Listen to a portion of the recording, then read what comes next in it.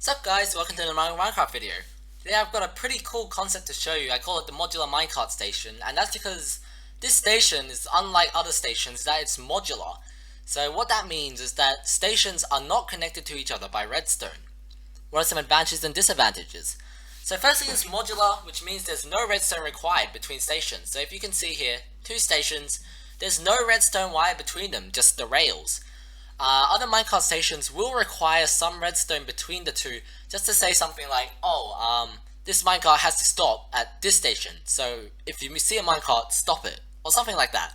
This one does not require any redstone at all, and will save you tons of money mining for really long station trips. Yeah, station trips, because that's a thing.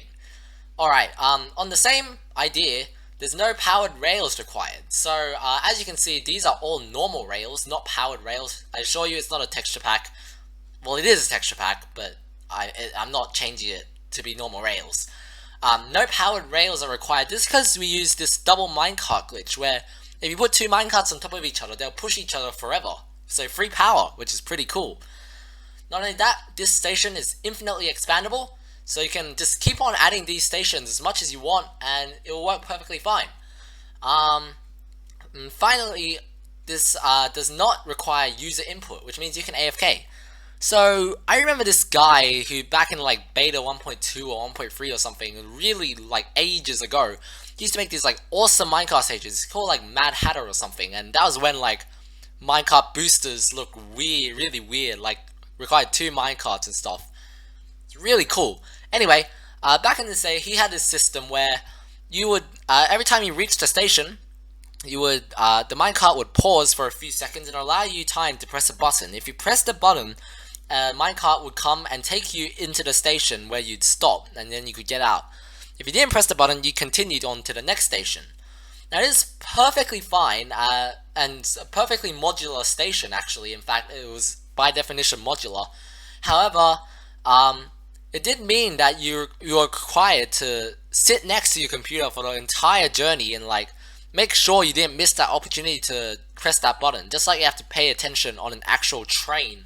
If you're taking a train, you're gonna have to like pay attention to when your stop is and then press the button to get off. So that's not good. I've created the better method in that this is perfectly AFKable. So as soon as you press the button at the beginning and then get onto the minecart, you don't have to worry about a thing. It'll just take you there, dump you at your station. It'll be perfectly fine, no button pressing required. So what are some disadvantages? Because every system has some disadvantages. Firstly, this system does not like curves. So if you see that andesite thing right in the middle of my screen right now, that thing is needed every 2 times the minecart goes around a corner. Why is this? Because every time we're using the double minecart stack system here. If 2 minecarts go around a corner, they start to separate a little bit. If they separate completely, that means that you'll lose your perpetual motion and then you'll just come to a stop, which is very bad. So this is why we have those andesite things, which sort of rejoin your minecarts together. Secondly, minecarts may become undistributed. So as you can see, we have a massive tube there. In there are 3 minecart chests. Say if we took all those minecart chests out, like 3 people left this station and went on to the next station, and now we have 0 minecart chests. The next guy won't be able to use this station. How I've sort of dealt with this is that every station never throws away any of its items. So basically, you can go to a station which has like an overflow of minecarts and take it back to this station and refill it. And refilling is really easy, and yeah, no effort required. You just put it through that hole on the left. It's pretty cool. Final bad thing is that it's not 100% multiplayer friendly. It's pretty multiplayer friendly, but not 100%. Excuse me. Anyway, that's because of these andesite things. These take about 10 seconds each to go through, which may annoy your short journeys, by the way, but it's perfectly fine for your long journeys. Anyway, these takes about 10 seconds for you to go through, but if more than one guy goes through, it'll screw up your system. So what you can do to fix this is sort of like, if you're all at one station, you just tell one guy like, oh, you go first, wait 20 seconds, let another guy go, wait 20 seconds, let another guy go, so on, so on.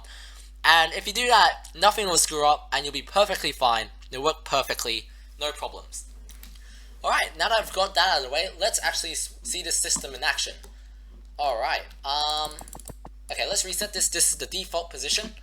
We're at station red. You can tell by the color. So, we're at station red. Let's say we want to go to station green. Alright. Or even better, station cyan. I want more time to talk. So, station cyan is 1, 2, 3, 4. 4 stations away from station red. So this is currently station 1. At this state, we'll go directly to orange. Now we'll go to yellow, green, and then cyan.